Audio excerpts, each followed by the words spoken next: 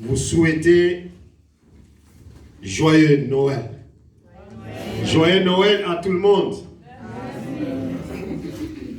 Que Dieu soit loué. Amen. Bien-aimés dans le Seigneur, nous avons une grande joie aujourd'hui. Cette joie qui est dans nos cœurs, c'est parce que Jésus est venu. Il est venu dans nos vies. Il a changé nos vies. Et aujourd'hui, nous pouvons, entre guillemets, commémorer les jours où il est né. Mais Jésus n'était pas né le 25 décembre, n'est-ce pas?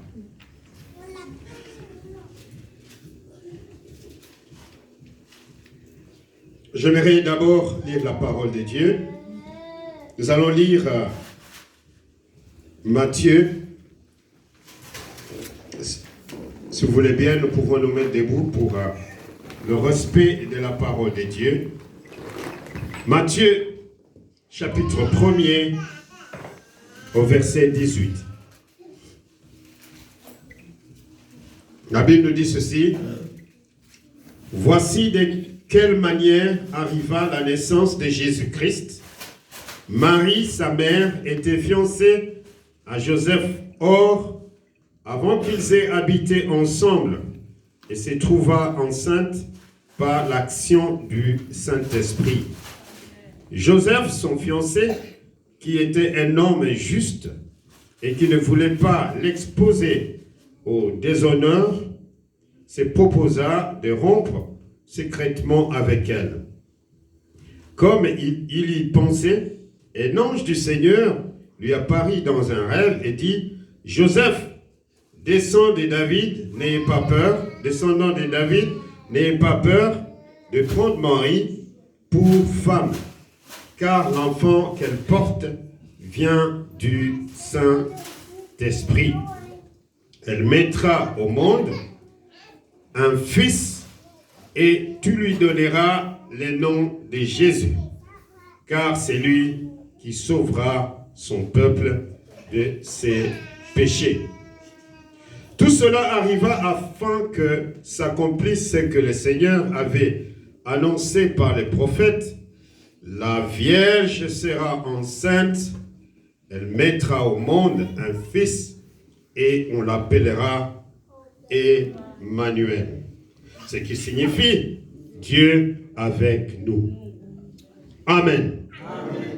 Amen. Hein? Vous pouvez vous asseoir.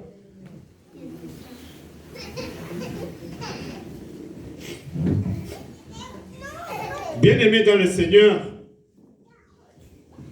vous savez, Dieu dans sa préscience, Dieu dans son amour infini, il nous a beaucoup aimés, n'est-ce pas? Amen. Vous connaissez, bien-aimés, que sans Jésus, où serions-nous?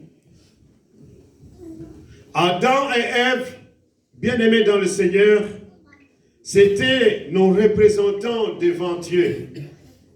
Et Adam et Ève ont désobéi à la voix divine, à la parole de Dieu. Mais lorsqu'ils ont désobéi, Dieu les a chassés du jardin d'Éden parce qu'ils avaient commis un péché, la désobéissance à la parole de Dieu. Mais qu'est-ce que Dieu alors pourrait faire pour renouer cet amour envers son peuple? Dieu a envoyé son Fils Jésus-Christ sur la terre pour nous réconcilier, parce que l'amour que nous avions avec Dieu était vraiment une grande séparation, parce que ceux qui nous représentaient devant Dieu avaient commis vraiment un péché, la désobéissance à la parole de Dieu. Écoutez, bien-aimés. Genèse chapitre 3, au verset 14, il y a une conséquence de la désobéissance.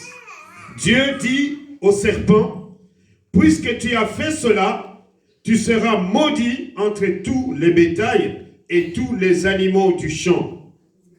Je mettrai l'inimitié entre toi et la femme, entre ta postérité et sa postérité. Cette prophétie bien-aimée dans le Seigneur, c'est la première de la Bible. Elle reste toujours un mystère. Et beaucoup de gens bien-aimés, ils ne comprennent pas ces mystères. Pourquoi Dieu a pu dire au diable que dorénavant, parce que tu es venu tromper Adam et Ève, il y aura une inimitié entre toi, la femme, et moi. La femme ici, c'est Jésus-Christ. Alléluia. Alléluia. Il y aura une inimitié entre lui, Satan, et son organisation. L'inimitié ici, c'est l'adversité. L'inimitié sera étendue aux sémences respectives. La sémence de la femme, qui est Jésus-Christ, et ses frères loin de l'esprit, nous. Cette prophétie bien-aimée indique que Satan maîtrisera au talon. La Bible nous dit que c'est Satan va maîtriser ici, c'est blesser. Satan va blesser Jésus-Christ. Amen. Hein? Ici, c'est la femme qu'on dit. Mais il va blesser. Il va blesser la femme au talon. Ça veut dire que Jésus, Christ de Nazareth, va mourir.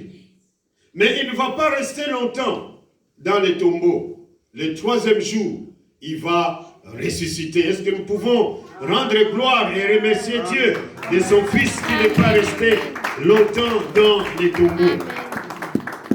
Bien-aimé dans le Seigneur, j'aimerais bien tout doucement brosser, parce que beaucoup de gens disent Jésus n'a jamais existé.